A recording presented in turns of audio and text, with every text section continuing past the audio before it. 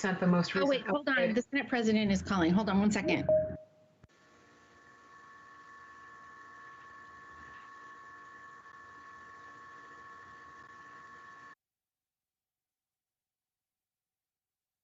Chair and members that I just sent an updated meeting detail like a minute ago to make sure you have the most recent. Oh. Recording has started. Okay.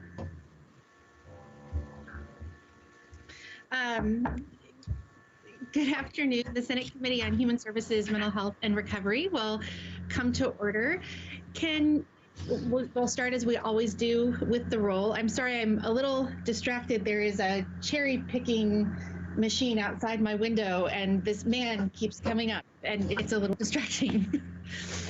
Terry, could you please call the roll? Senator Lieber. Senator Lieber is present by video. Senator Robinson. Robinson is present by video. Senator Taylor. Senator Taylor present by video. Vice Chair Anderson. Anderson here by video. Chair Gelser. And Gelser is here by video. Thank you. And as a reminder to everyone that's here, in order to preserve the bandwidth and so that the stream is focused on the people that are presenting, until you are called to speak, unless you're a member of the committee, please go ahead and keep your video and your microphone off, and then unmute and turn your microphone on when you are called to testify. So today we have a whole series of work sessions and my computer just took away. Cheyenne, can you, while I try to get Outlook to on, there it is, it's back. So we have a series of work sessions and bills. We are going to do the work sessions first, and then for the bills, we're going to do the short hearings first and then finish with 680 because we have a large number of folks who are signed up still to speak about that one. As we're waiting for us to get to that part of the hearing, for those that are here for Senate Bill 680, if you could peruse your remarks and think about keeping them to 2 minutes or less. That will allow us to get through all of the items on the agenda today and also through all of the folks that have signed up to talk specifically on Senate Bill 680. So we are going to start with a discussion actually about the work sessions on Senate Bill 49, Senate Bill 50, and Senate Bill 757. Can I open all of those up for the purpose of an update, Cheyenne, at one time? Yes, Madam Chair, feel free. I know that there are folks in attendance to speak to these bills. Great, thank you. So I'm going to open up a work session for Senate Bill 49, Senate Bill 50, and Senate Bill 757. And colleagues, I'm opening these up for the purpose of an update. One of these three bills is not ready to go today. We're waiting for an additional amendment. So we'll carry all three of them over. But when we heard this bill, the series of bills before, and this has to do with the Early Learning Division and their central background check registry, we also heard from the Boys and Girls Clubs and the YMCAs about concerns about the timeliness of the criminal background checks. And I know that ELD and those folks have worked together, and Troy is here to update us on what came of that and what to expect in the amendment that we will hopefully see next week. Troy? Chair Gelser, members of the committee, Troy Duker from the Early Learning Division. Like the chair said, we do not have any language from the Legislative Council yet.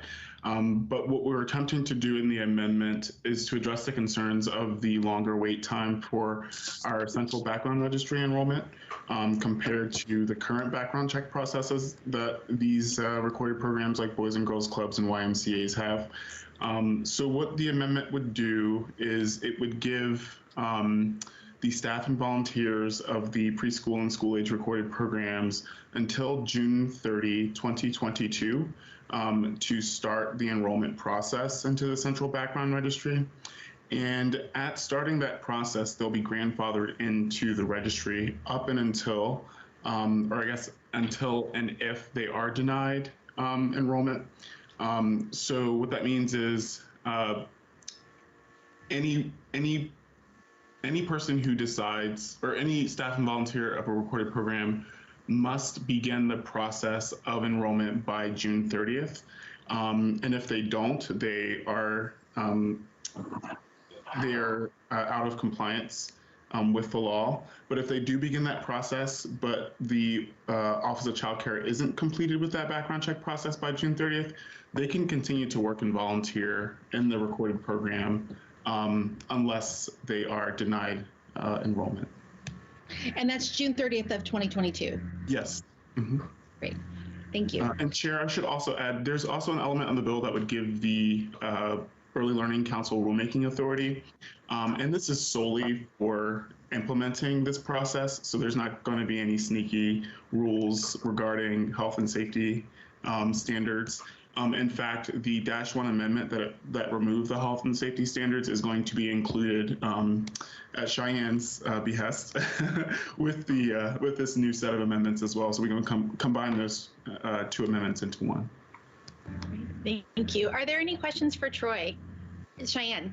Madam Chair, just a quick clarification. All the preceding testimony was on Senate Bill 50 in particular. I know you opened the work session for the update on all three. Just wanted to make sure that that was clear, that the discussion was pending the amendment on Senate Bill 50 in particular. Thank you. Any questions? It looks like not. Thank you so much for all your work on this and for reaching out to the YMCAs and the Boys and Girls Clubs. And we'll hopefully get the language back and the fiscals and be ready to go, but keep the three of them together as they move on. I do believe that we've heard from LFO that they would like to have these in Ways and Means. So they'll move from here down to Ways and Means. Thank you, Chair. All right. Thank you. So with that, I am going to close the work sessions on Senate Bill. First, I'm going to carry them over to next Tuesday. Is that the right way to do that, Cheyenne? Yes, Madam Chair, and just the language carryover will do if you don't have the date right in front of you. Yeah. Very good. So I'd like to carry over Senate Bill 49, Senate Bill 50, and Senate Bill 757, and I will close the work session on Senate Bill 49, Senate Bill 50, and Senate Bill 757. And I'm going to open up a work session on Senate Bill 51.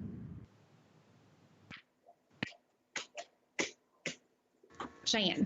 Madam Chair, members of the committee, Senate Bill 51 was heard on the 11th of February and touched on, but it wasn't ready. It was carried over from the last meeting on Tuesday on the 23rd.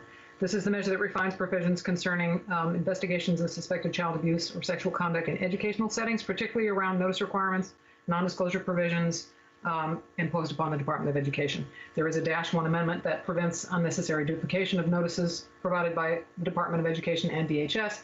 There's no fiscal impact and no revenue impact. Thank you. Committee, are you comfortable moving forward with this one? All right, Senator Anderson, could I please have a motion? Oops, you are muted, good Senator Anderson. Well, thank you. All right, Chair Gelser, I move to adopt the -1 amendments to Senate Bill 51. Senator Anderson moves to adopt the -1 amendments to Senate Bill 51. Is there any discussion? Seeing none, Terry, could you please call the roll? Senator Lieber. Senator Lieber votes aye. Senator Robinson. Robinson votes aye. Senator Taylor. Senator Taylor votes aye. Vice Chair Anderson. Anderson votes aye. Chair Gelser. Senator Gelser votes aye. Senator Anderson. Yes, Chair Gelser, I move Senate Bill 51 as amended to the floor with a due pass recommendation. Thank you. Senator Anderson moves Senate Bill 51 as amended to the floor with a due pass recommendation. Is there any discussion? Seeing none, Terry, would you please call the roll? Senator Lieber. Senator Lieber votes aye. Senator Robinson. Robinson votes aye. Senator Taylor. Senator Taylor votes aye. Vice Chair Anderson. Anderson votes aye. Chair Gelser. Gelser votes aye. Having received the required votes, the motion passes. The bill heads to the floor. Senator Taylor, would you carry this one? Yes. Thank you. All right, with that, I'm going to close the work session on Senate Bill 51 and open up a work session on Senate Bill 410. Cheyenne. Madam Chair, members of the committee, Senate Bill 410 was heard on March 4th. This is the measure that pertains to the unclaimed personal property of folks who are decamped, who are houseless, the retention and storage of their personal belongings. The measure started out making provisions applicable to state agencies. It's now been narrowed to apply to Multnomah County. And the requirement being applied to Multnomah County is that storage should be within 6 blocks of a public transit station. That's in the -1 amendment. And that unclaimed property in Multnomah County is to be given to law enforcement or other specified individuals who are authorized to issue citations or provide social services, regardless of whether 24-hour notice is required in the given circumstances. There is a minimal fiscal impact and no revenue impact. Thank you, Cheyenne. And we have Senator Gorsuch here, who is the sponsor of the bill, to tell us a little bit more about the -1 amendment. And I think there are some things he would like to put on the record. Absolutely. Thank you, Madam Chair. So when last we talked, and when Senator Gorsuch, could you introduce yourself for the record? Oh, yeah, it's been one of those days. Yeah. Yes, I'm Chris Gorsuch, State Senator for Senate District 25, the urban 4 cities of East Multnomah County. So when last we spoke, we had a much broader bill. And like many things, when you start out, you think, oh, okay, this will work out very well. And yet, and I had some discussions with Senator Anderson and some city and county folks, and we found that perhaps it needed to be tailored a bit. So what we see now is something that will be Multnomah County centric, but we will also want to create a work group where we can talk with people from around the state about the general issues around homelessness and homeless property and how that's dealt with. So basically, I just wanted to reach out there and follow up on those comments, narrowing the bill to Multnomah County, and we've already been in contact with City of Portland and Multnomah County regarding these changes, and so that will work for them. And I hope that we will get this work group going and then be able to come up with some new solutions for how these things are dealt with. I think what's happened is that there's been a fair amount of things going on, and people didn't really realize what the ORS required. So anyway, with the work group, we'll be able to address things like, should law enforcement be required to take care of these things, or as we're doing now in Multnomah County, allowing other groups, other folks in city and county government to do that. So basically that's it. I can answer any questions that you have, and I hope that you will support the kinder, gentler, newer version of Senate Bill 410 with the -1 amendment. Thank you, Senator Gorsuch. Are there any questions for the good Senator Gorsuch? Senator Anderson. Senator Gorsuch, Senator Gelsler, thank you, Chair Gelsler. Senator, thank you for narrowing, but so forgive me for asking, but yeah, why then, if it's Multnomah County centric and only, why is it before this body as a state body? Because it is going to be something that we expand out in our work group to the whole state. And so this seemed like the proper venue for that. And we're going to continue to watch Multnomah County, and they will be kind of the test case for what we might do in a greater expansion. But the other problem is that the ORS as it sits now is going to need to be adjusted. So that's the other reason. There are still some ORS issues. Great, thank you. Yes. Thank you. Any other questions for Senator Gorsuch? Seeing none. Senator Anderson, thank you. Could I have a motion on the -1, please? Chair Gelsler, I move to adopt the -1 amendment to Senate Bill 410. Senator Anderson moves to adopt the -1 amendment to Senate Bill 410. Is there any discussion? All right, Terry, could you please call the roll? Senator Lieber, Senator Lieber votes aye. Senator Robinson, Senator Robinson votes no. Senator Taylor, Senator Taylor votes aye. Vice Chair Anderson, Anderson votes aye. Chair Gelser. Gelser votes aye. Oh, nope, Senator Anderson. Chair Gelsler, I move Senate Bill 410 as amended to the floor with a due pass recommendation.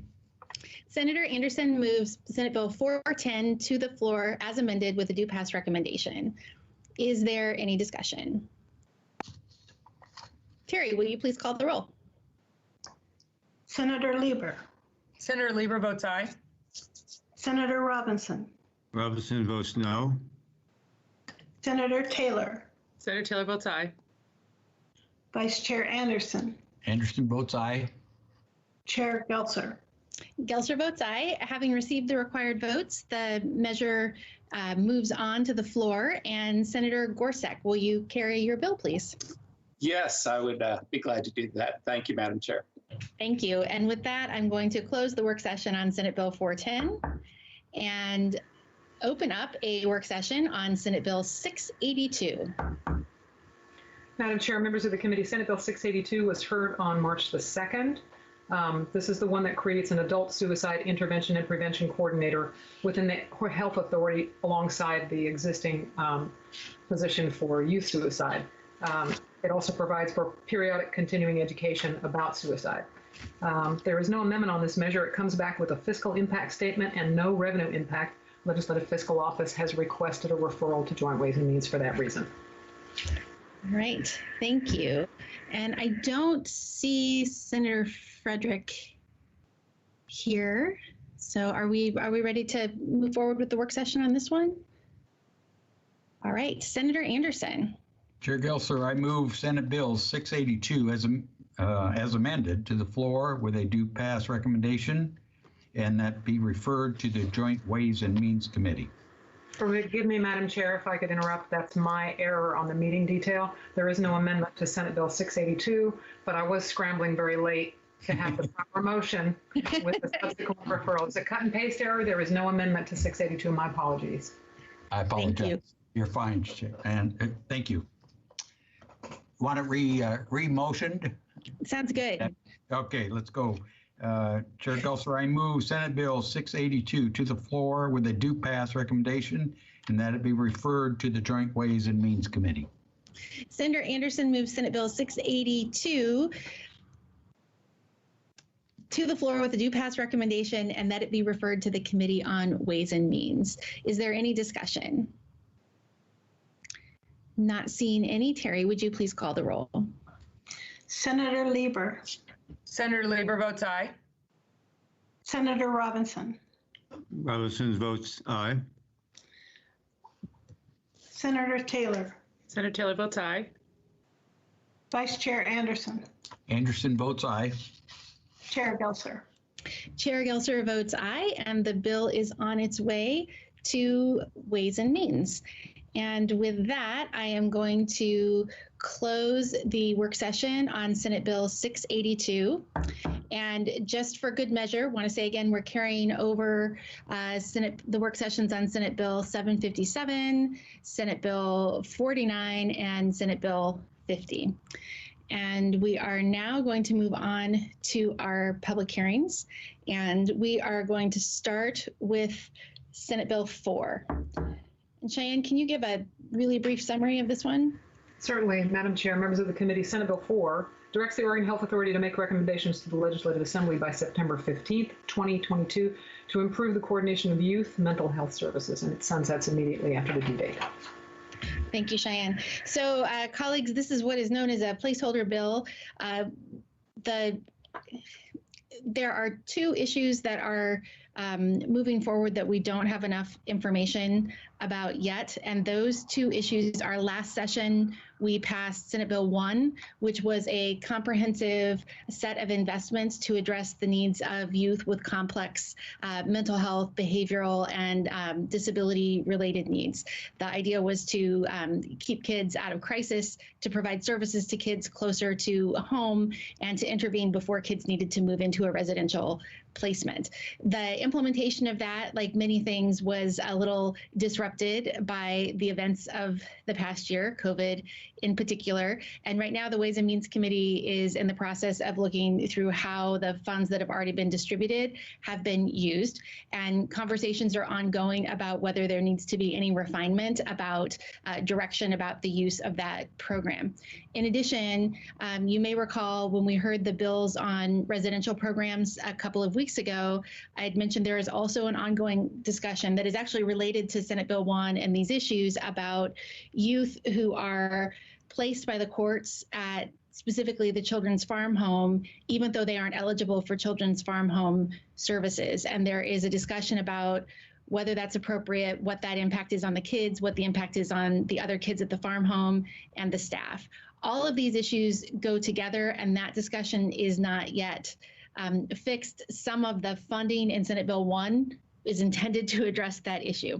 So the idea of having this public hearing today is so that we can later schedule it for a work session and send it to rules, where it can wait for the rest of these conversations and discussions to continue. It would go from there to the Ways and Means Committee, so it's not really slowing down that process, but just moving that discussion and the memorialization of kind of that consensus work that groups are working on to the Rules Committee instead of ours, since our deadline will come before all of the information gathering related to the budget is complete.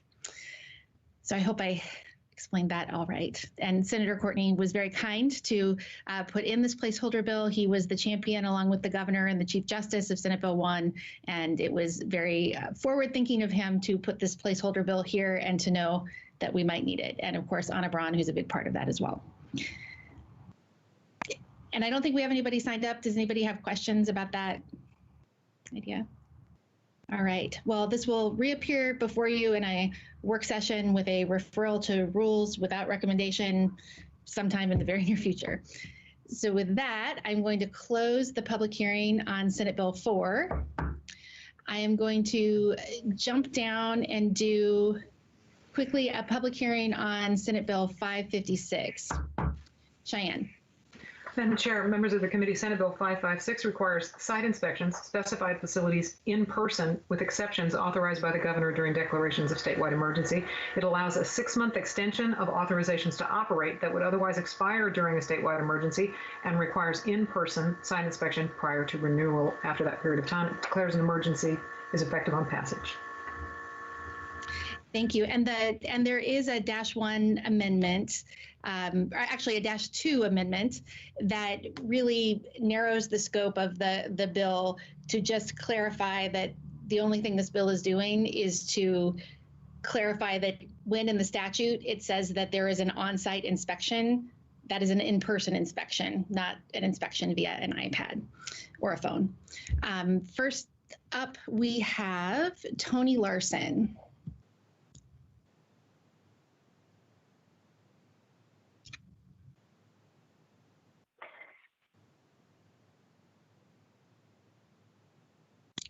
Tony, do we have you? There you are. Hello. Yes. Can you Yes. Chair Gelser, Vice Chair Anderson, and members of the committee, thank you for the opportunity today to say a few words about 556. I'm Tony Larson, the Residential Facility Ombudsman for Oregon.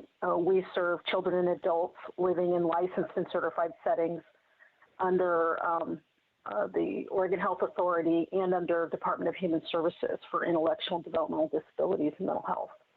That currently totals approximately 2,600 homes across the state.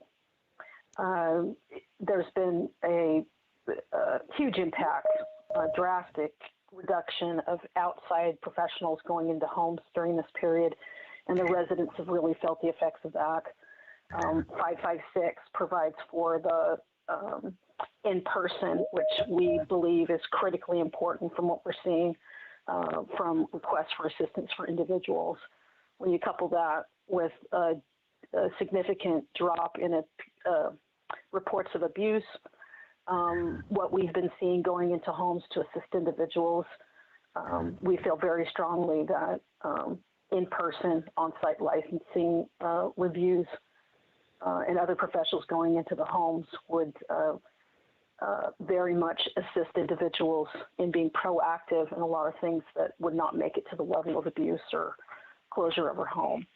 So thank you for the opportunity today to say a few comments about that, and I will submit something in writing.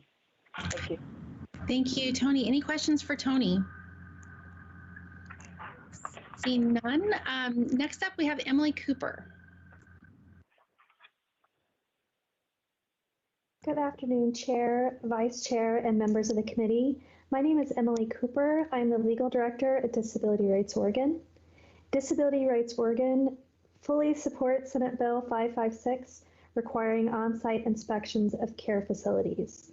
As Ms. Larson indicated in her testimony, on-site inspections are especially critical given that we've been under a global pandemic. And it's important for two reasons. First, as we all now know, the risk of infection in congregate care facilities is disproportionately high. And part of this is you have lots of people under the same roof. But the other part of this is we now know that the staff who are the only ones really coming and going with any regularity don't consistently wear face masks or have access to PPE early on in the pandemic. And compliance with face masks and wearing them appropriately can only be confirmed by on-site reviews. This is not something you can do through a paper review. Just this month, the Oregon Secretary of State Auditors issued an advisory report calling for more and better monitoring of long-term care facilities. So this bill is timed perfectly to dovetail with the auditor's recommendation calling for enhanced monitoring of care facilities.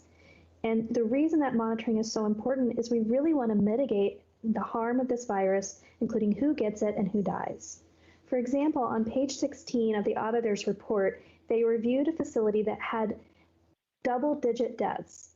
I'll repeat that. It's a facility that had dozens of people die. And when there was an on-site inspection, the inspectors found that there were 4 staff who were not wearing masks that covered both their nose and their mouth. This is after that many people died.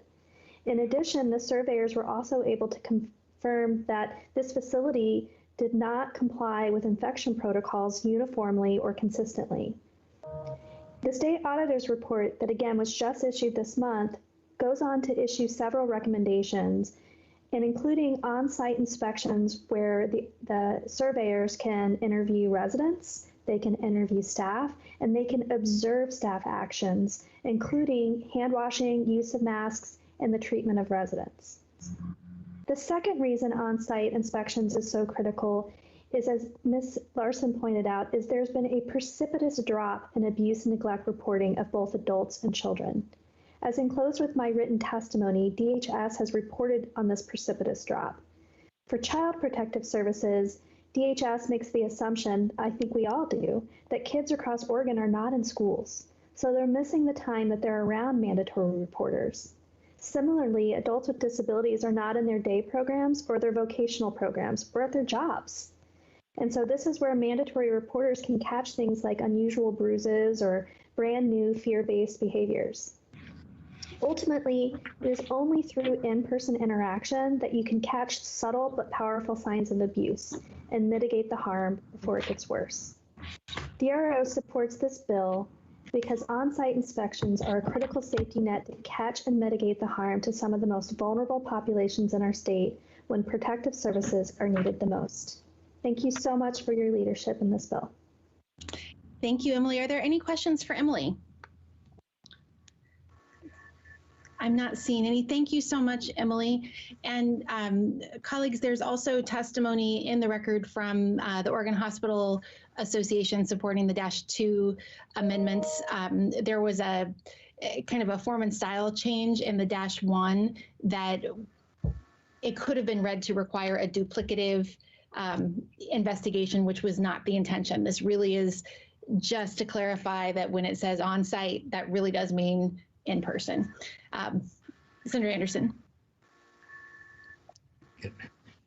Thank you, Chair Gelser.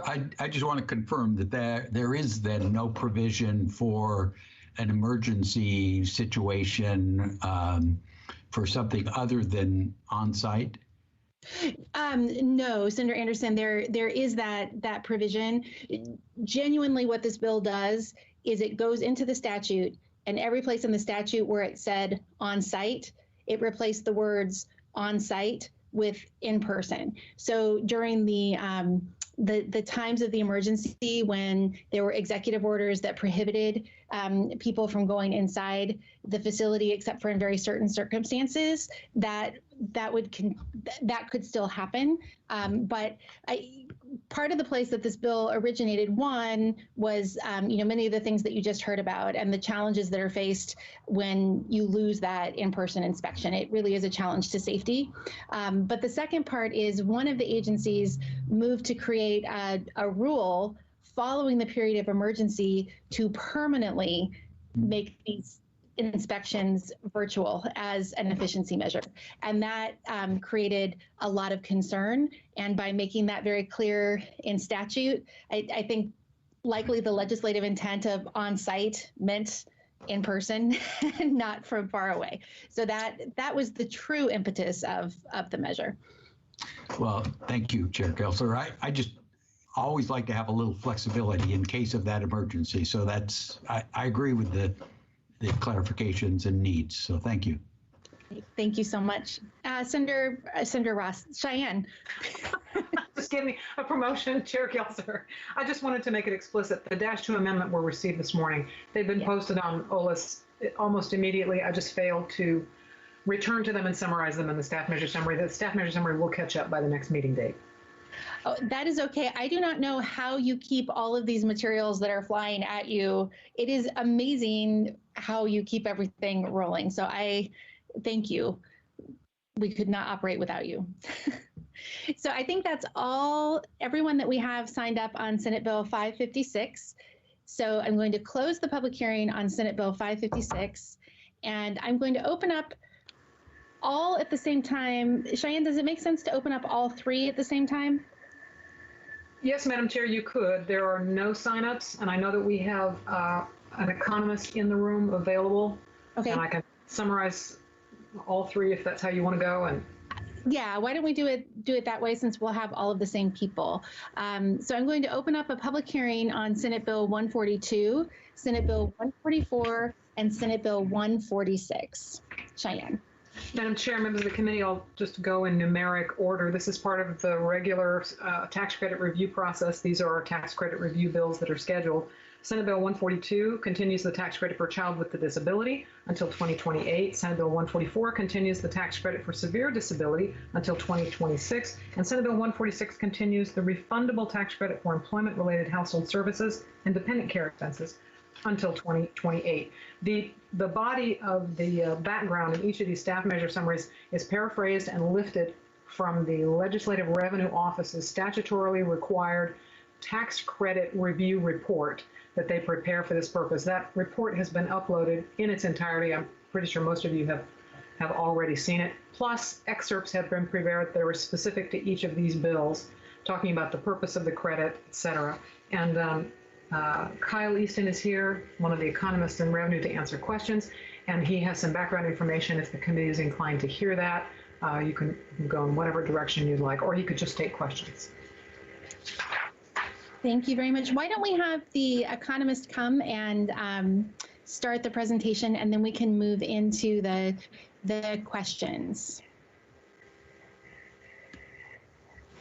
Okay, good afternoon, Madam Chair, members of the committee. Kyle Easton with the Legislative Revenue Office. And yeah, Cheyenne just mentioned these three bills that you have in front of you represent three tax credits that are up for their standard sunset review. So Madam Chair, I know you're familiar with this. A number of years ago, the legislature set up a tax credit review process where all the tax credits at one point or another get reviewed by the legislature, and that's done through looking at the sunsets on the tax credit. So what a sunset is basically stating in law absent a change to this sunset or after this date, this tax credit will go away. It's no longer effective. So what the tax credit review process is just examining these sunsets and then deciding whether or not to extend them or not.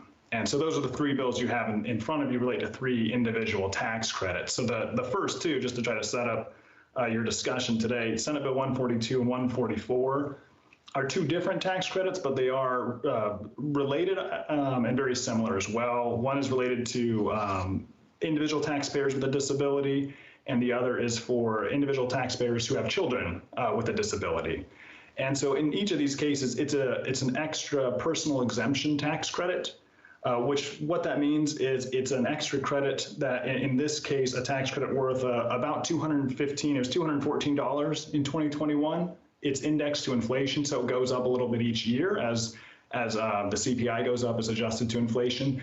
But it's just a tax credit in kind of recognition of potential additional costs related to that taxpayer's disability or their child with a disability. But again, that's the general idea with those two. I don't know if you want me to touch on the third bill as well, which is a little separate.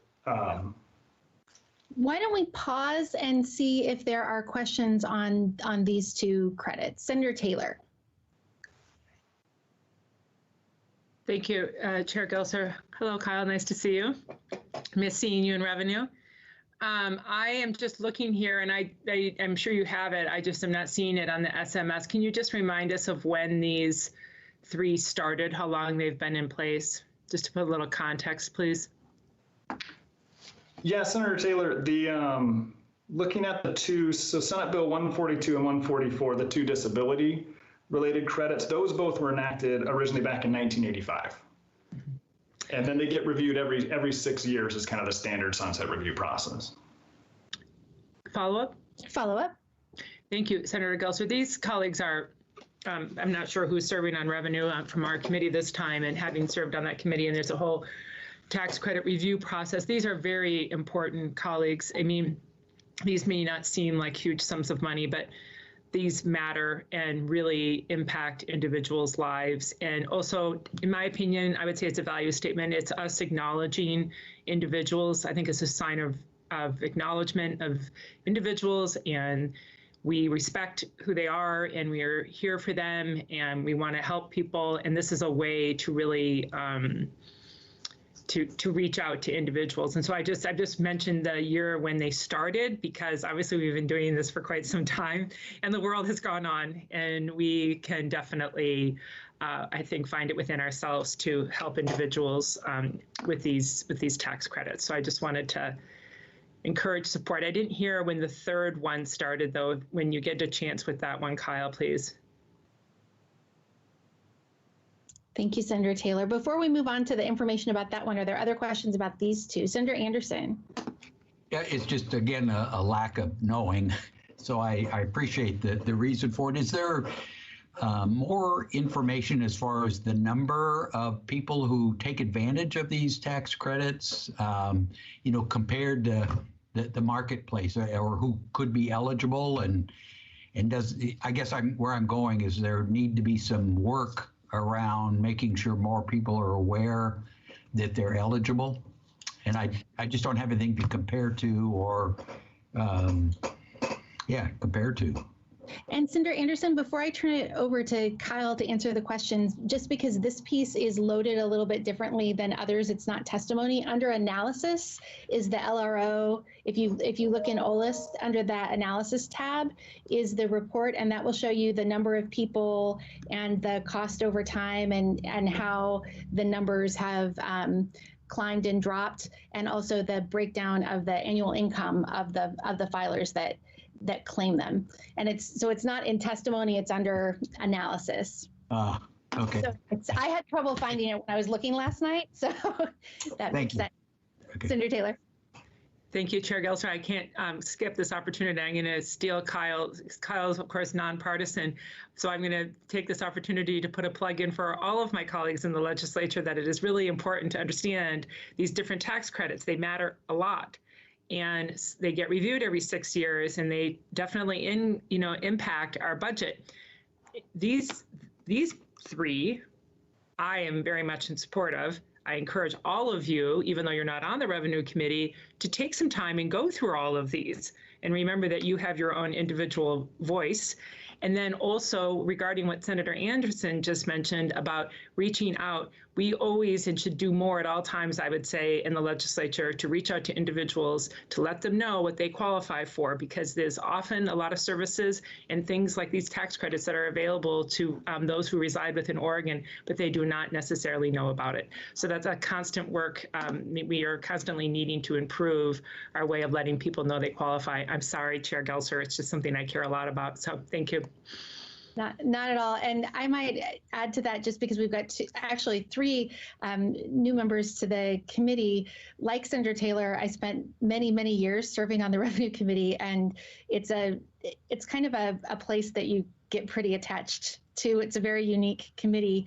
But early in the legislature, we set up this schedule to review the tax credits every 7 years. One of the challenges that we were having was that many of us, trying to get around Senator Lieber's committee in Joint Ways and Means, we would write our programs as tax credits instead, which were, we didn't have to send them down to Ways and Means. They just sounded like good ideas and we passed them. But once we passed them, we could pass them with a simple majority vote with just 31 votes. But by lifting them, the act of lifting them was determined to be a tax raising measure. So you pass it by a simple majority, but to lift it required a supermajority. So there are credits like these that last for a long time. There are others that are intended to be short term to incentivize a particular type of behavior. And the way that we addressed that was every credit was treated the same. Everything was put on a 7-year calendar. It would go through the policy committees and we would have an open conversation about why do these matter every 6 years? Every 6 years, sorry. So we would have them on this calendar and have the discussion about what are they for and do they meet their intended purpose. These two that we're hearing about are not intended to incent a behavior. It's more to address need for assistance and the additional costs that are borne to meet the disability related needs. There's other bills where it is to incent a behavior or to address poverty, and then you kind of look at how does the mechanism work? Are we targeting the right people? That type of thing. So there's your wonky revenue alumni. If there's two of us, are we alumna or alumni or alumnus? We're just old revenue members. So Kyle, is there anything to add? The one thing I would add, Madam Chair, is just that these credits do have a subsequent to the Joint Committee on Tax Expenditures. So again, that's kind of where it's composed of the House and Senate Revenue Committees. And it's kind of like where these bills oftentimes will coalesce and be viewed in that Ways and Means approach that you just mentioned, Madam Chair, of where all the credits are brought in there and they can view them in what's the total cost of the package of, say, extending them all or making policy modifications or what have you. Exactly. And the tri-chairs of Ways and Means tend to give a budget to the Joint Tax Credits Committee that says, okay, the policy committee said all of these are good. They're worth $250 million, but you only have $180 million to spend. Now you need to prioritize them. So that's our It's 4 o'clock. All right. Any questions on these before we move on to the third one? Nope. All right. Kyle, can you tell us about the third one, including when it started for Senator Taylor, please? Yes, Madam Chair. So Senate Bill 146 has to do with, or it's the credit, the Working Family Household Independent Care Credit. The credit itself originated just in 2015. It was through a combination, though, of two existing tax credits. And I was just scrambling to try to find, to dig up when those were enacted. I couldn't find that from the materials I have right in front of me, but they were existing credits, and I can look that up. I believe two of them, they weren't enacted in the same time frame. One might have been the 90s and the other one the early 2000s, but I can look that up to find out exactly when that occurred and get that to you all. But again, it was a combination of two credits that became one, and that was really through this tax credit review process in some cases of how this credit came about. But in short, in their materials up in OLS, again, related to this credit as well, along with some slides from a presentation originally I gave on the House side that kind of step through the credit and have some of the charts as well that could be helpful to the committee if you'd like to peruse. But just in general of what is this credit? It's a credit designed to offset expenses. In many cases, it's related to childcare expenses.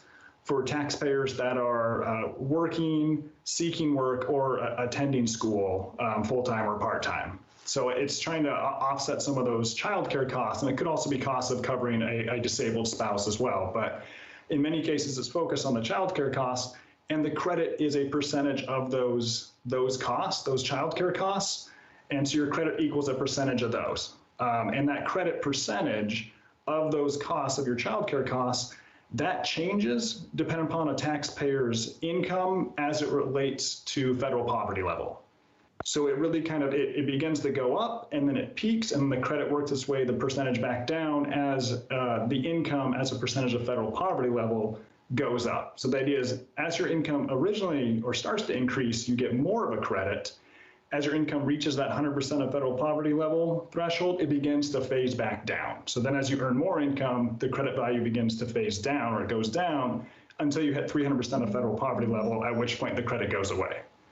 But again, that's the general idea, is this can really be used for those costs that are actually paid by the taxpayer. So that's one of the key things here is for it, maybe a direct spending program or something that's supporting childcare costs directly, it's only the taxpayer's cost that they actually pay. So if they get the, I can only think of the acronym right now, the ERDC payments, the copay that the taxpayer is responsible for, they can use that to claim this credit. But if the costs are covered by somebody else or a government agency, then you can't claim the credit for those costs because they're not actually being incurred by the taxpayer. But again, that's the general idea. There is quite a bit of material in OLS as well that'll give you a better sense of who's benefiting from these, the numbers.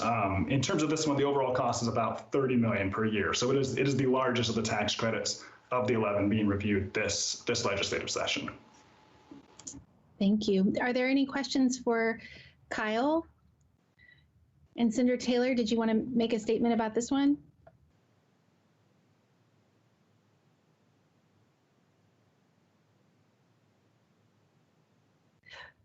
Well, I will jump in then and just say I think that this is a good idea that has moved forward well. I think that kind of in reviewing the materials, it is providing needed assistance. One of the things that I like about this is what Kyle was talking about, really targeting the need of what people are paying. And so that helps to address those that don't necessarily meet the eligibility criteria for some of the other programs by pushing some of that assistance to those folks that are just kind of right over that line. And I think the pandemic has shown us a lot of things, but I think it only took us until about mid-April, if even that long, to recognize how essential childcare is to our economy, to our businesses. Without childcare, we can't operate.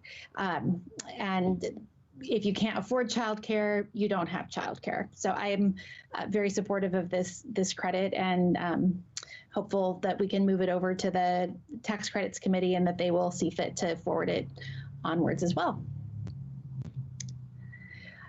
Kyle, is there anything, and Cheyenne, either of you, is there anything else that we need to do with these? No, Madam Chair, and you and Senator Taylor are alums. According to Merriam-Webster, that's the gender-neutral plural. But nothing else to the bills. You're welcome. That's amazing. See, you do know everything. Very organized. Thank you. All right, with that, and I don't believe we have anybody signed up to testify on these, though there is language in the, not language, there is testimony, written testimony in OLS for some of these that you can check out. So with that, I am going to close the public hearings on, let me get to my right things, number 142, Senate Bill 144, and Senate Bill 146.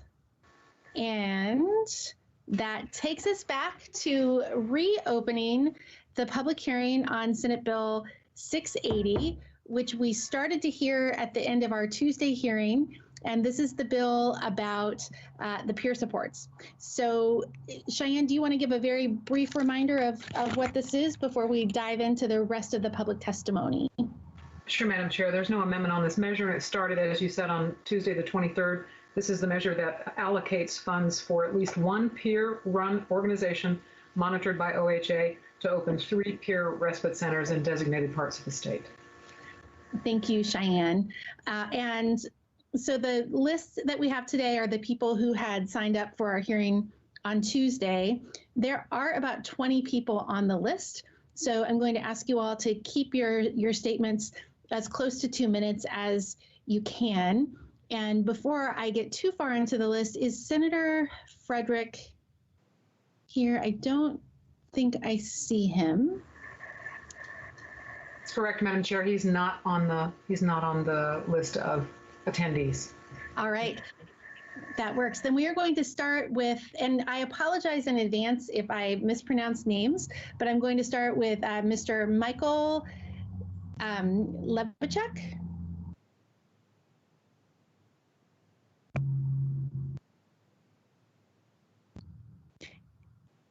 And if you are on the phone, you'll have to hit *6.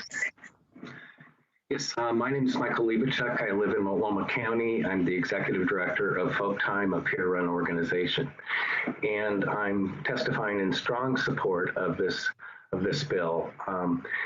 Peer support is a very vital thing. When a person is moving along the lines of recovery, a hospitalization can be traumatizing, setting that person back in terms of overall well-being and their ability to move on with their lives, to recover and regain control, direction within their own lives. And I've experienced that. I've been hospitalized some 18 times, and I worked through it by getting involved in the peer recovery movement. And that is what really helped me along the lines of recovery. Prior to getting involved in the peer movement, I'd been hospitalized 17 times. In 1987, I became involved with the Mind Empowered Incorporated. I've been hospitalized 2 times since. And so it's made a dramatic change in my life. The ways that peers meet each other in providing support is dramatically different than the way a clinician provides support. So a very good way to fill a gap in our system where people aren't deemed dangerous to themselves or others and thus hospitalized and receive care that way, that are turned away and have no resource other than a warm line, a hotline, maybe an ER over and over again.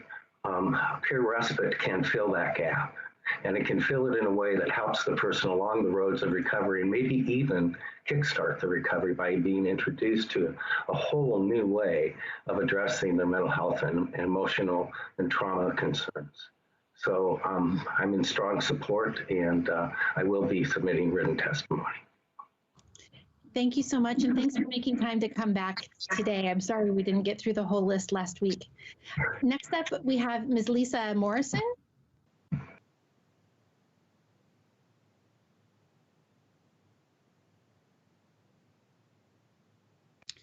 Lisa, are you on the line? Well, we will wait for that. Next on the list is Dr. Robin Henderson. And I do see her name on the line.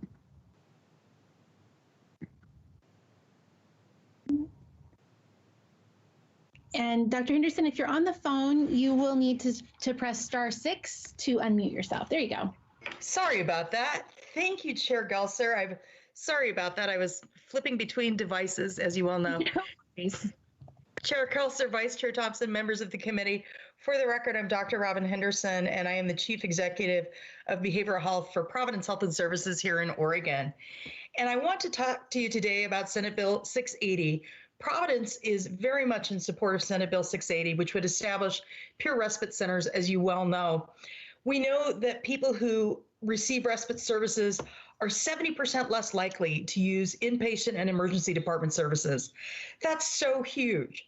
But we also know that people who use peer respite services are highly likely to experience increased self-esteem, increased socialization, and a whole lot of other benefits that acute care services just don't provide.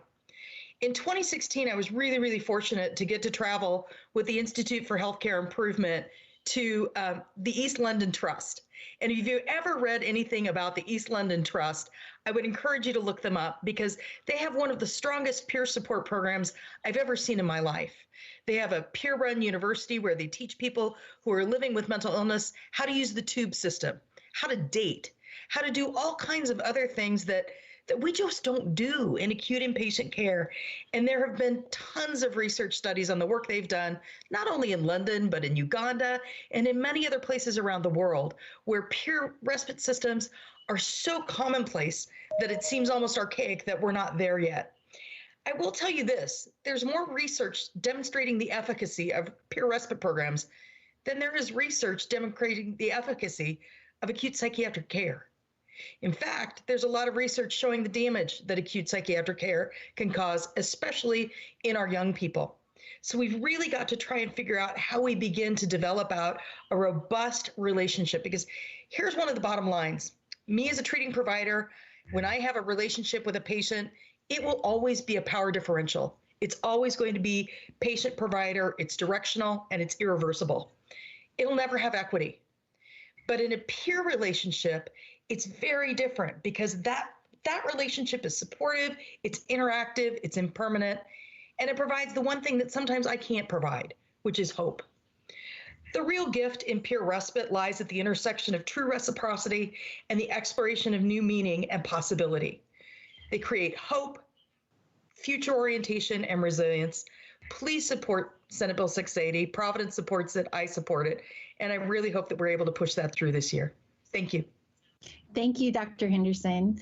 Next up, we have Ann Casper. Oh, Senator Anderson has a question. So sorry. Oh, not at all. I apologize because I don't know if Dr. Henderson is the right person. So if not, we can defer. But, I'm curious, Doctor, as far as marketing these services, is it a referral then from your institution to a peer support system? In essence, how are these new services going to be marketed, or how would you expect them to be marketed? That's kind of my first question, so people are aware. The other is insurance. Does insurance cover these kind of things, both private and maybe state insurance?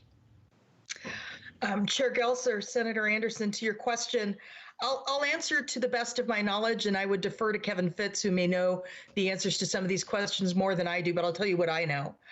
I would see that these are going to be marketed through a variety of different mechanisms, both, my services directly. We hire peers. I have peers in my Better Options Through Bridges program who would definitely refer people there all of the time.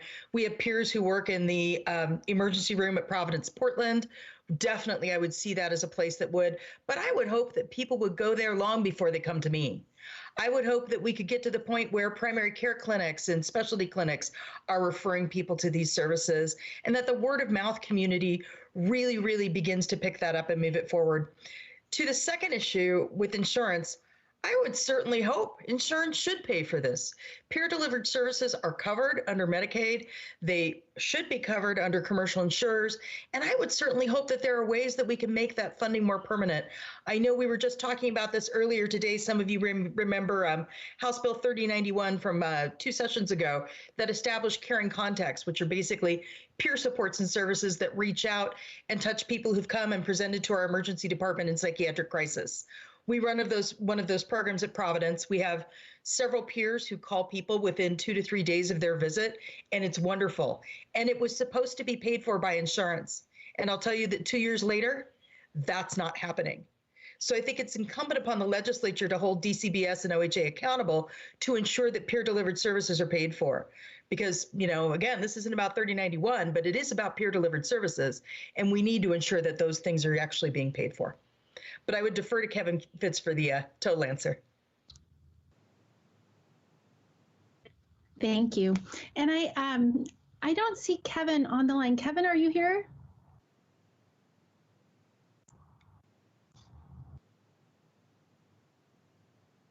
I am not seeing Kevin, but we can follow up with him as well, Senator Anderson. And even though I aired on Tuesday, Kevin has been working on this for a really long time. And Senator Kenny Geyer, former Representative Kenny Geyer as well, worked on this issue. It was one of the last things she was working on as she left. Thank you so much, Dr. Henderson. Next up, I was asking for Ann Casper. Ann, are you back on the line today?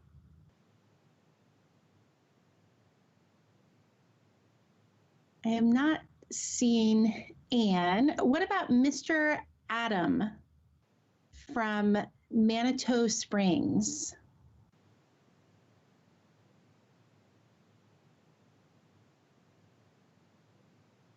All right. How about Barb Rainish?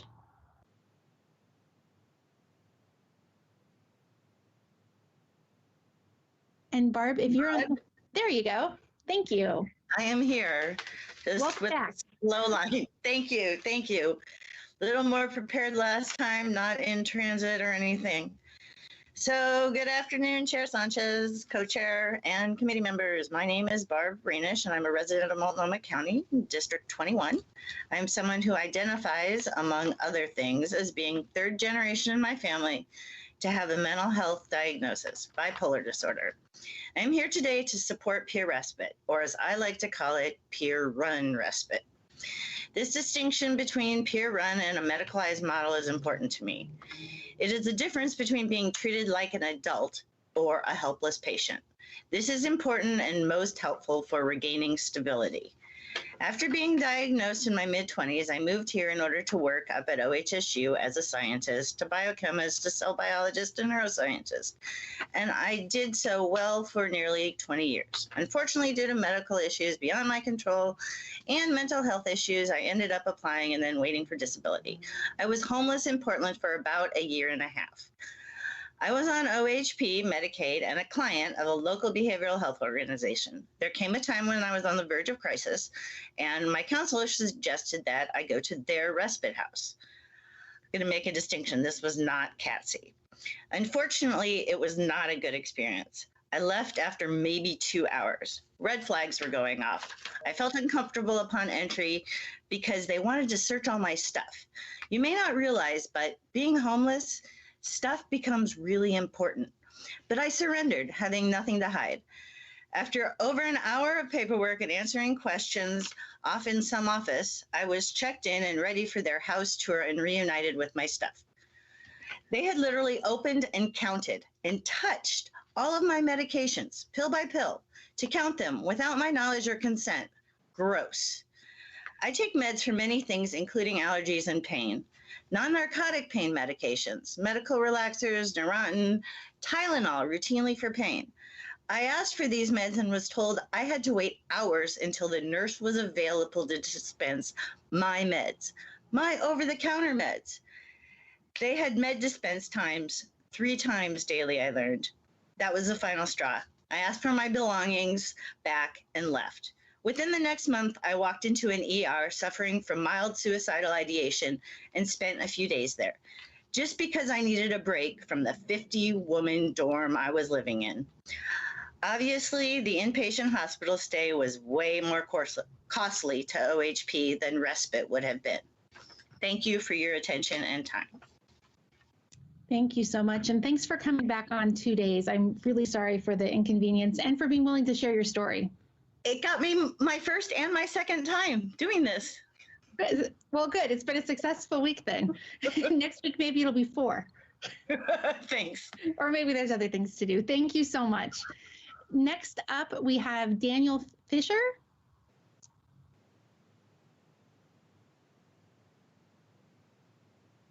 And I'm here. Can you hear me?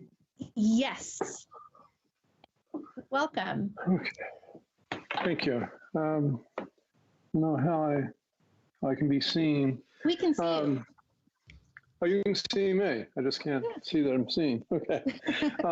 Thank you very much, Chairperson Gelser and members of the Senate Committee of Mental Health and Recovery. My name is Daniel Fisher, and I have an MD and a PhD. And I'm here to speak in support of Senate Bill 680 for funding the 3 peer-run respites. I'm a board-certified psychiatrist with over 40 years of experience providing community mental health and inpatient services. I'm also a person who recovered from schizophrenia prior to becoming a psychiatrist. I'm testifying today on behalf of the National Coalition of Mental Health Recovery, of which I'm president, and of which Oregon Mental Health Consumer Survivor Coalition is a member. This peer-run respite, and it's interesting listening to the testimonies, this is not peer staff. This is a peer-run respite. There are 32 of them in this country. And I was interested in what Dr. Henderson was saying, that there are many respites in other parts of the world. There are only 2 or 3, actually. The United States has been really the developer of peer-run respites. I helped develop one in Massachusetts in 2011. And let me tell you about the costs. The cost is about $300 per guest per day. And that's about 65% savings over inpatient hospitalization. But much more than the economic reasons are really the human reasons. And I can tell you from my personal experience of having been hospitalized on several occasions, it's very traumatic. Everything is taken away from you. Your liberties are taken away from you, and you really don't have a due process. And I know that also, unfortunately, as a psychiatrist. Even though I was a psychiatrist for several people on an outpatient basis, I could not prevent their being hospitalized at times. What we get in the peer-run respite is continuity of care. So if somebody already has a psychiatrist, they can continue to see the psychiatrist once they go to the peer-run respite. This is not true in a psychiatric hospital. Perhaps the biggest thing is your identity is not taken from you. And in a psychiatric hospital, you start to become a psychiatric patient. You don't at a peer-run respite. You're a guest there, and you have many rights, and you're there voluntarily. And people will prefer to go to a peer-run respite rather than a psychiatric hospital. And if they don't go to a psychiatric hospital, often the police will have to be involved. I also did a survey of 10 peer-run respites over the last 15 years, and I only found 1 instance of violence. A person broke a chair. Now, this is amazing because these are people at high risk often of either hurting themselves or hurting someone else. And the secret is you go to peer-run respite, and over the door is not, this is a hopeless situation and you're going to have the rest of your life. Instead, those who enter here can recover, and you're embraced by the engagement of people who've been through a similar experience. I share my experience of recovery. Other people share their experience of recovery. So I certainly hope very much that Oregon will join the other 32 peer-run respites nationwide. And you will find that there'll be great enthusiasm for them. So this is historic, and I'm really proud of you all for having this hearing. And Kevin Fitz is my hero. Thank you very much, Dan. I think there are You're many welcome. people that say that about Kevin. He is very dedicated and effective, and just a great person. So thank you so much. Any questions welcome. before we lose Mr. Fisher? Dr. Fisher? Dr. Fisher? All right. Thank you very much. Okay. You're very welcome. Next up, do we have Kelly Madding here?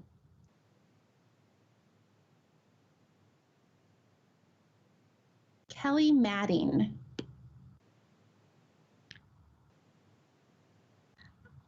I'm not hearing Kelly. What about Karina Behrens?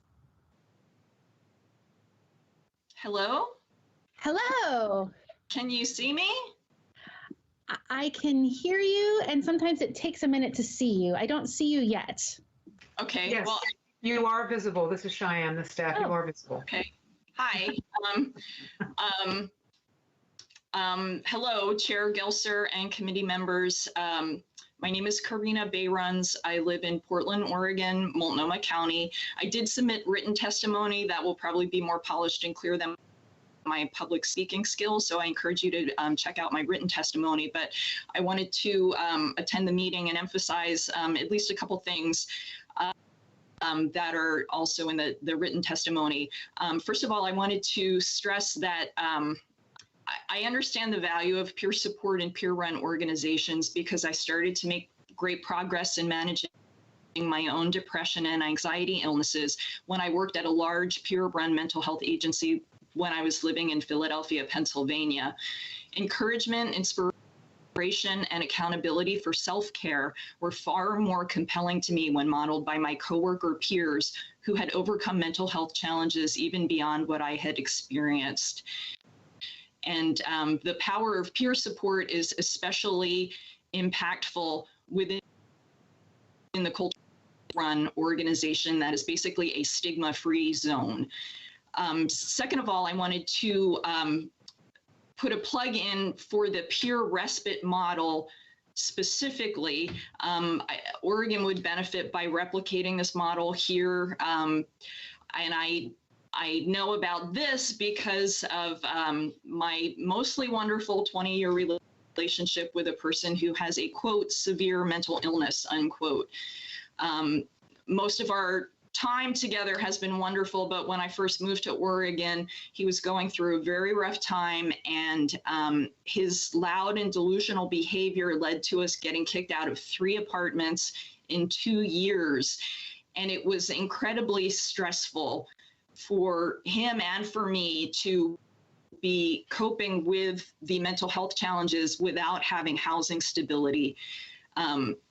We would go to emergency rooms when he was having a crisis, but he was usually turned away because making noise after 10 o'clock in an apartment is hospital. But when people are going through a crisis, they need some. When someone needs extra help in their outpatient services and the hospital, there's nothing in between where someone can get overnight support from someone who is like a friend. If someone's going through a hard time, they don't always need a doctor or a nurse. Sometimes they need someone who knows what it's like to hear voices or knows what it's like to have delusions and can provide support. And a peer respite would do that. We were able to get through some of his crisis nights by going to motels and hotels. We noticed that he would calm down immediately when we would go to a hotel or motel because it was enough of a change that he could see that I was taking his distress seriously. But it wasn't financially sustainable. I ran out my credit cards, and that added to financial problems. So the idea, if he could have gone to a peer respite to get that overnight support, it just would have made a huge difference. And instead of taking 10 years to recover from a flagrant psychotic break, I'm sure it would have gotten him right back in there a lot faster without the damage that happened in his life over the course of 10 years. I think my time's probably up, and sorry if I took too long, but thank you for having this hearing, and thank you for learning more about Senate Bill 680, which I am an enthusiastic supporter of. Thank you. Bye. Thank you so very much. Next up, we have Janie Gullickson.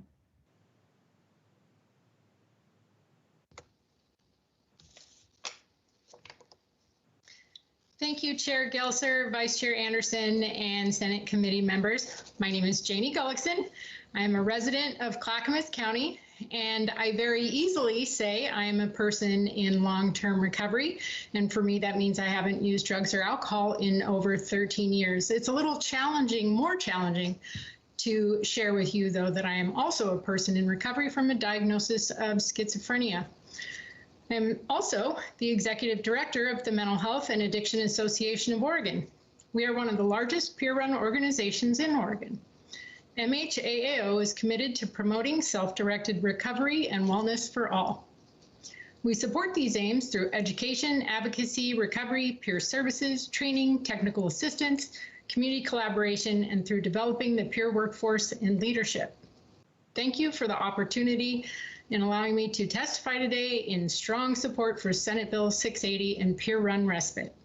Peer respites were designed as hospital diversion programs to support people experiencing or at risk of mental health crisis, as you've heard plenty today. And the premise behind peer respites is that psychiatric emergency services and ED visits can be avoided if less coercive or intrusive supports are available in the community. The unique magic sauce that peer-run respites provides is that they lead with the support from that shared lived experience. And I will tell you, with all the treatment and therapy and other services that were available to me, it started with hope. And that hope was given to me as a gift because someone shared their lived experience with me. And then the journey was able to begin. It takes patience, empathy, understanding, authentic relationships, and most of all, time to be with a person in distress or crisis or at the height of their cycle of mental illness or what have you. We do not need to reinvent the wheel. As you've heard, there are so many models across the U.S. that have proven so successful. We just treat people with dignity and expect the best. Give them rest and respite, the opportunity to be in community with others who have been through similar experiences and who are willing to take the time and the effort to support someone to recovery. Peer respite is but one step on a long journey, but it's the right step. So I please ask for your support for Senate Bill 680, and thank you for your time. Thank you so much, Janie. Next up, we have Nicole Morris-Judd.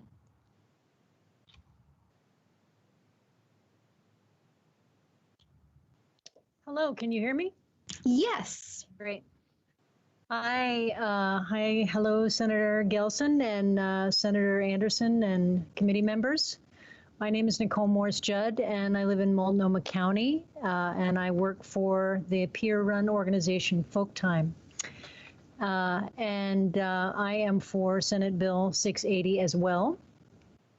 During the time that I worked for Folk Time, part of our programming was at the Unity Center for Behavioral Health. And I got to see many occasions when people were turned away because they were not seen, considered a harm to themselves or others. And those people had nowhere else to go. And I wonder, what does it mean to wait for the moment when we are considered a harm to ourselves or others? A peer respite would be a solution for this. Peer respites are sometimes referred as hospital diversions, and I've seen many journal articles showing cost analysis and savings from running a peer-run respite. I have also seen direct correlation to the less use of emergency services when someone has sought respite. In fact, respite guests are 70% less likely to use inpatient or emergency services. For peers, these are opportunities not to be re-traumatized, opportunities to turn crisis into learning. As peer-run organizations, they are opportunities to realize a shared experience, which can lead to greater hope and trust. And that's all I have. I'm definitely for SB 680. Thank you. Thank you so much, Nicole. Next up, we have Drake Eubank.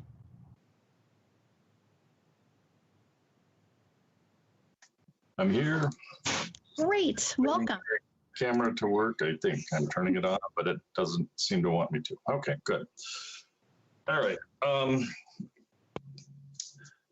I would like to speak. My name is Drake Eubank. I'm from Eugene, Oregon. I have a small consultancy here. I also work as a caregiver for an autistic individual, and prior to that, worked for 4 to 5 people in the mental health system as a personal care attendant. I have credentials as a peer specialist, and I helped develop the first trainings in Oregon when peer specialists were allowed to bill Medicaid, which was actually in 2001, so it's been around for a long time.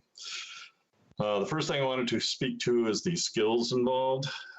This is not an unskilled task to work in a peer respite or to work providing peer support. There's a lot of highly skilled individuals and well-trained individuals in the state of Oregon who've been providing formal and informal supports for a number of years and have kind of wormed their way into the system in one form or another and done most of the work that they've done on shoestrings. And I would just like to speak up for their actual abilities because they can do things that people in professional positions simply can't. They can go out into the weeds and out into the lives of people that they both know and can interact with comfortably and do that in ways that the system itself is really not equipped to do that kind of outreach. So given that, I would like to expand. I would like to very much second Dr. Robinson's and Dan Fisher's testimony here. that's a dramatically well done testimony as to the advantages of peer respites, but I would actually like to expand on Dan's mention of the financial aspects. I mean, we spend hundreds of millions of dollars in Oregon each year, and more than half of the general fund goes simply to finance the state hospital.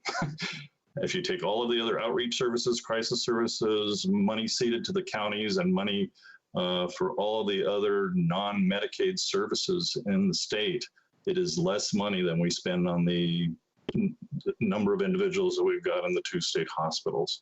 So it would be a well-considered financial goal to do something else to stop the flow of people into those environments if it's at all possible.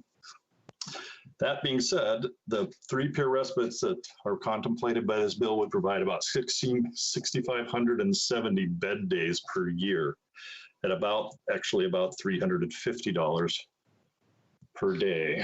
So the way that compares to emergency room and inpatient hospitalization, you save about $6.5 million for the relative investment. The subacute care costs, about $2.7 million, and the state hospital costs are about $5.1 million. So, I mean, it's a huge financial impact, which we would love to see plowed back into more peer respites if they are successful. And in saying that, I would like to say that the peer providers in the state and the peer-run organizations are totally happy to compete on outcomes. If you choose to finance this model and it's successful, I would not be surprised, and I would not be surprised to see people back asking to have more support provided over time for these kinds of, low-level early intervention types of supports. They've been talking about these kinds of things for years, and there's always been this weight of the system's services, which are hospital-based, drug-based, clinically based, and are extraordinarily expensive in comparison. Lastly, I would like to say that those costs that I was describing, extended hospital stays or commitment or criminal involvement, are going to increase those costs for people, and those that can be prevented. It's another advantage. And my last item is that peer respite reduce costs as it scales up. In other words, if you provide more of them, the costs will go down, the staffing will improve, and the facilities themselves will improve. So it's a win-win. If you give us a chance, if you build it, they will come, sort of opportunity. And we really wish that they would give us the chance to prove ourselves. So thank you very much. Thank you so much, Drake. And next, and thank you also for coming back for a second day and being willing to. I almost missed. So thank you. All right, Raina Bauer.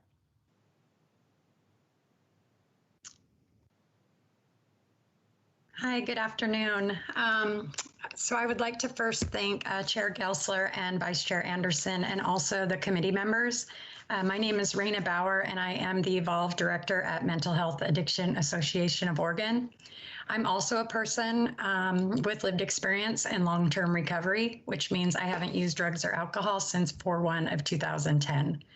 I'm here in support today of Senate Bill 680. I'd like to say that as a mentor, I have experienced extreme gaps in services for the individuals that are experiencing mental health crises. There's no place to take the individuals that we encounter besides Unity Psychiatric Hospital and the emergency department. There's no easy access for people to access immediate support. I would also like to share my personal experience of a child that had an attempt at 16 years old. We were told at the emergency department that his discharge plan would be a lockdown facility where he spent 14 days. When discharged, we were left with little to no resources. I can say today at 20, the trauma that he carries from his experience is heightened. And although he still struggles today, the fear of past experiences makes it extremely hard to get him to access any type of services. Lastly, I'd like to add that the facility that my son was taken to did not accept our insurance, and this continues to cause a financial burden on myself and my family. That's all, and thank you for allowing me to speak today. Thank you so much.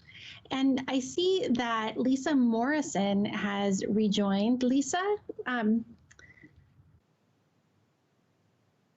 Yes, I am here. Wonderful. Thank you very much. Yeah, thank you. I just at the end of my workday, so I really appreciate that you could take me now. Thank you, Chair Gelser and Vice Chair Anderson and all the members of the committee, and a special thanks to my friend Kevin Fitz for inviting me to testify along with the rest of the group. My name is Lisa Morrison. I live in Senate District 22 in North Portland. I'm an Oregonian of more than 30 years. I'm a healthcare worker. I'm a trained educator for the NAMI Family to Family Education Program, and I'm also a grateful member of a NAMI Family Support Group. I'm here in my personal capacity in support of the bill, speaking to you as a family member whose loved one's acute symptoms have resulted so far in 2 hospitalizations. My loved one's first hospitalization was terribly dehumanizing, 5 nights on a stretcher, in a hallway in an ER, forced along with other behavioral health patients to wear a set of scrubs in a distinctive color so they were easy to pick out from other patients, forced to give up their phone, accompanied by security personnel, not healthcare workers, to use the bathroom. Second hospitalization was in a psychiatric facility. It was lengthier. It was even more restrictive, both for our loved one and for us when we visited. And it was too large for staff to prevent my loved one from being victimized. This isn't therapeutic. It isn't healthcare. It's isolation. It's like prison with medication. The result is that now, as the previous speaker I heard say, is that at a time when he needs inpatient care again, my loved one not only doesn't see how hospitalization could possibly help, but is terrified of the thought of it, as I would be, as you would be. My loved one's only option is to survive this current crisis in our home. We have education and support, but we aren't mental health professionals, and we can't provide the healthcare services our loved one needs and deserves. And frankly, we're exhausted.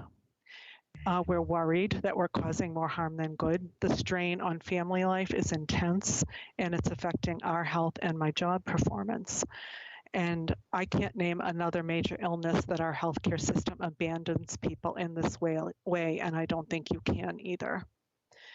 We all know the system is broken, and certainly if a bed can be found, there are times when traditional hospitalization can be beneficial up to a point. But peer respite, as described in this bill, is a missing piece in the continuum of care that we desperately need. It gives people a more human-scaled, more humane, more therapeutic, and for the state, more affordable place to rest and heal after the intense trauma of an acute episode of illness. And by all accounts, from successful programs, it can reduce the intensity and length of an episode and return people sooner than traditional care to a stable and satisfying life. So I hope you will please support the passage of this bill, and thank you very much for listening. Thank you so much. I believe that that completes our list. Is there anybody that I have missed?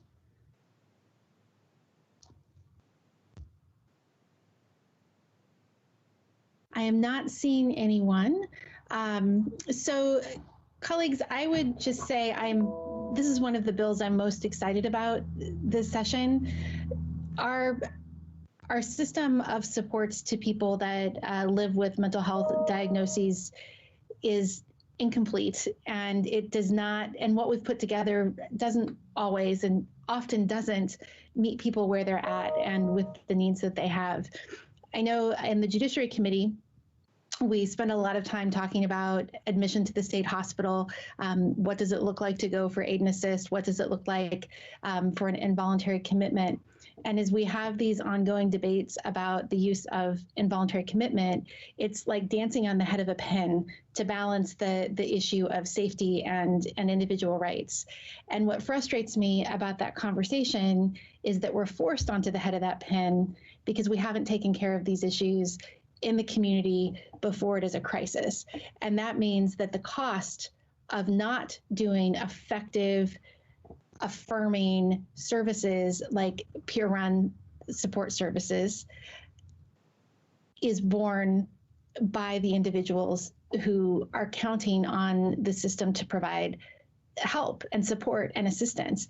And we lose all of the contributions of these individuals that that we don't get to experience all of the time because we leave folks just languishing in crisis, which means they can't contribute the phenomenal things that they have to contribute if they're struggling in crisis all the time. So my hope is that we can really, as we move into the second part of the session, celebrate bills like this, ideas like this that really come from the community. We did a statewide mental health listening tour many, many years ago, and we heard from hundreds of people around the state as we traveled. Peer-delivered services and peer-run services, peer services was the most common thing that we heard. These are the experts in what is needed, and we need to listen. So we'll have more hearings in the second half of the session when we have further bills to look at how we can further develop these things. But I would like to get to a place that we aren't having these really difficult conversations in judiciary, because there never should be a place where there's that balance between safety and rights, and that there's conflict between those that need some support and their family members. And this is part of what would make that possible. Senator Anderson. Chair Gelser, thank you. I agree 100% with your comments, and I'd just like to perhaps, I'm disappointed Senator Frederick couldn't join us today. I wonder if you and I and the senator could even sit down and virtually, of course, but talk about an amendment to this bill that would add another unit on the coast. Quite frankly, you know, a third component called Central and Eastern Oregon doesn't do it for me. Mm-hmm. And I know it's not intentional, but the coastal range does separate a lot of people from the valley and certainly from Eastern Oregon. And I can tell you from experience, there's a great deal of issue on the coast. And I would love to have one of these facilities to try on the coast. So I would hope we could add a fourth, is what I'm really getting at. And I don't know, you know, whether that's an amendment, and I don't want to do it without Senator Frederick agreeing. But if that might be a possibility. So Senator Anderson, I think we can definitely have that conversation, or you can go and have that conversation directly with Senator Frederick.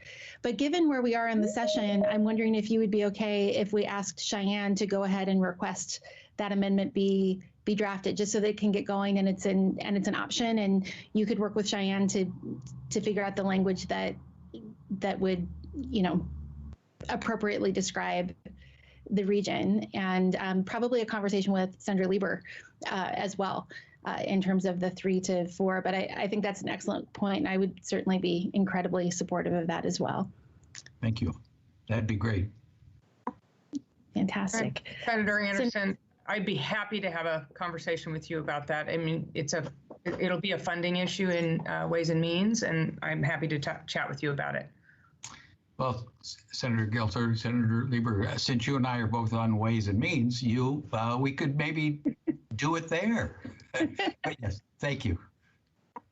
That sounds great. All right.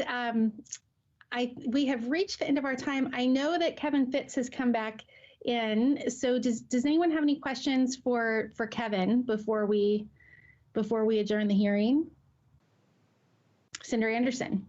Yes, thank you, Chair Gelser. Could we take advantage of Kevin and then have him kind of answer that question of marketing, making aware to whom, and more importantly, from some testimony we heard, Also, what he knows about insurance companies not reimbursing. Kevin, are you willing to chat with us about that? Yeah, can you see me? Is my camera on? Yes.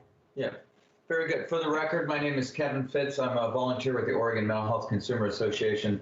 Thank you, Senator Gelser and Vice Chair Senator Anderson and the committee for having me here today. Senator Anderson, tomorrow at 1 o'clock, I am speaking with the Wisconsin Behavioral Health Administrator who oversees 4 peer respites in the state of Washington. State of Wisconsin, I'm sorry. And some of the questions we have, like Dr. Fisher said, there's 34, 33 of these operating. We're particularly interested in understanding how other states that did not have this product rolled this out. What did that look like as far as insurance, as far as liability and stuff like that? And then also the question of how, but also, Senator, understand that this project was specifically put together for those people who are public, who receive Medicaid, Medicare, or have no insurance at all. We're talking about people who are public mental health consumers, particularly in this, though there's no restrictions in the language that we have that this could not be available for a person who had commercial insurance as well. Now, as far as the referral network, Senator, you may or may not know that we have over 4,000 registered peer support specialists in the state of Oregon. And like Raina and Janie from the Mental Health and Addictions Association of Oregon said, one of the largest referral networks, particularly in the metro area and some of our more urban areas, will come from the peer support specialists themselves, who will be able to educate the people that they're working with in the communities about this. And then secondly, of course, the success of these peer respites rests on 2 things. Are they a trusted, integrated part of the acute care psychiatric system? Above you, you have the subacute and the acute psychiatric wards. And below you, you have the home and community centers that exist. And so plugging into that and being a trusted referral partner to the rest of the players is essential. And we think that we are in good shape with our players in the hospital systems and the people in the community mental health departments as well. So, but more details to come, particularly around insurance and liability of the site and how do they roll out something that they have not done before. And some of that will come down to Oregon administrative rules. So I don't want to take any more of your time today. I just want to thank you all for hearing this message. Like I think I said in my testimony on Tuesday, Governor Kitzhaber sent me out to New Hampshire in 2000 to look at peer respites and been trying to make the case to your fellow lawmakers and to the governor for quite some time. One last point, I want to put a point on it just for you, give you some more ability to stand on this and support it. 3 major councils, Governor Brown's Racial Justice Council, Governor Brown's Behavioral Health Advisory Council, and Steve Allen's Oregon Consumer Advisory Council all recommended this for legislative session 2021. So thank you, and sorry if I took more time. I appreciate your asking me this question today. Thank you. Kevin, thank you so much. And what you missed when you were away were the number of people singing your praises and just really recognizing your years-long championship of this idea. Hopefully it's the year it comes to fruition. And you may have also been trying to log in when we were having the discussion about adding a 4th region to the bill, an amendment to add a 4th permanent. Yeah, very good, very good. Senator Gelser, I also should say, and I thought it might have been already clear, there has been a similar bill that has played in Representative Sanchez's Behavioral Health Committee on the House side. With the initial 3 proposals, Representative Rob Nose has added an amendment to that to make 2 more. We've also had discussions, there's more interest across that. We're putting in some amendment language we will submit to you tomorrow, but one of those specifies that it is our desire to have one of those, particularly either to serve one of the 9 nationally recognized tribes or an African American or communities of color to run that peer respite, particularly for that population. And we will get that to Cheyenne tomorrow with our language. Thank you very much for your time today, Senator. And I certainly appreciate all the work that you've done way back on your leadership on the National Council on Disability and speaking out for young people's rights. We're just blessed to have you. Thank you. Thanks, Kevin. All right, I think we are have exhausted our agenda for the day. Did that get all of your questions answered, Senator Anderson? Yes, it did. Thank you very much. Very good. All right. Well, with that, I'm going to close the public hearing on Senate Bill 680. And we've done everything and I assume it doesn't look like there's anybody that has signed up for Youth Voices, Cheyenne? Madam Chair, that's correct. No one signed up. All right. And we've done everything we need to do to carry those work sessions over? That's also correct, Madam Chair. All good. All right, very good. Well, thank you, committee, for coming straight to committee. I know it was a long morning on the floor and hope you all get a little bit of a break this evening. And with that, we are adjourned.